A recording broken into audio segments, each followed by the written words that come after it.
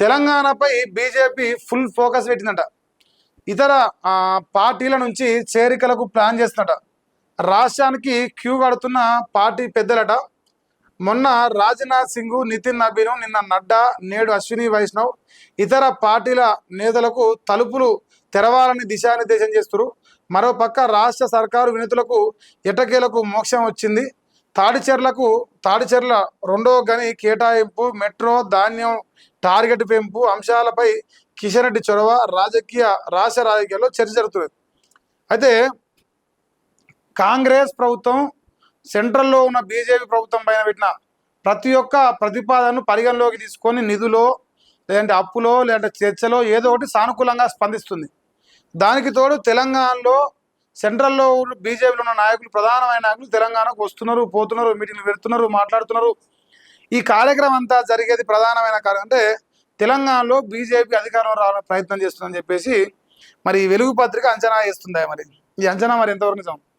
కానీ అధికారంలోకి రావడానికి అవకాశాలు ఏంది? మీరు ఏం పని చేస్తారు ప్రజల కోసం? మీరు నిజంగా ప్రజా పోరాటంలో ఏడ కనిపించరు. అమాస పునర్నాడు వచ్చి ఓ మీటింగ్ పెట్టి ఓ సభ పెట్టి పోతే ప్రజలు ఓటేస్తారా?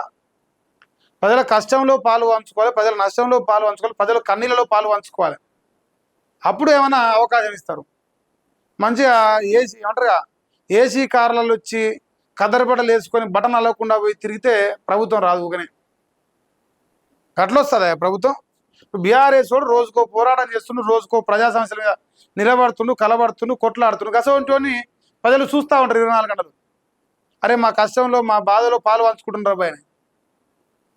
ఊకనే అధికారం ఇట్లా చిటికేయంగా వచ్చేస్తా అది పని చేయకుండా. తెలంగాణపై బీజేపీ జాతీయ నాయకత్వం ఫోకస్ పెంచింది. వచ్చే ఎన్నికల్లో రాష్ట్రంలో అధికారంలోకి రావడమే లక్ష్యంగా పార్టీ బలోపేతానికి కసరత్తు ప్రారంభించింది. అటు సంస్థాగత బలోపేతం, ఇటు ప్రభుత్వ పరంగా పెండింగ్ అంశాల పరిష్కారం ద్వారా ప్రజలను ఆకట్టుకునేందుకు కమలదళం ప్రయత్నిస్తోంది. దీనిలో భాగంగానే కొద్ది రోజులుగా ఢిల్లీ పెద్దలు వరుసగా రాష్ట్రం బాటపడుతున్నారు. మొన్న రాజ్నాథ్ సింగ్, నిన్న నితిన్ నబీన్, నిన్న జేపీ నడ్డా, నేడు అశ్విని వైష్ణవ్ ఇలా కీలక నేతలంతా వరుస పడడంతో కేడర్లో జోష్ నింపుతున్నారని చెప్పేసి వస్తుంది. జోష్ నింపాలంటే ఆ జోష్ ఉన్న అధ్యక్షులు కూడా కావాలి. ఓకే, వస్తున్నారు, కార్యక్రమాలు చేస్తున్నారు, సంతోషమే, పార్టీ కోసం పనిచేస్తారు. కానీ ఒక చర్చ ప్రజలలో ఉన్నది. ముఖ్యమంత్రి అయ్యేంత స్థాయి నాయకులు అధ్యక్షులుగా ఉండాలి. దానికి తోడు ముఖ్యమంత్రి అయ్యే దమ్మున నాయకులు ప్రజల కోసం పనిచేయాలి, పోరాడాలి. అలాంటి వాళ్ళను పక్కన పెట్టి, సరే కష్టపడ్డోళ్ళు ఇంకోటి ఉండొచ్చు, పార్టీ కోసం కమ్యూనిటీగా పనిచేస్తుండొచ్చు.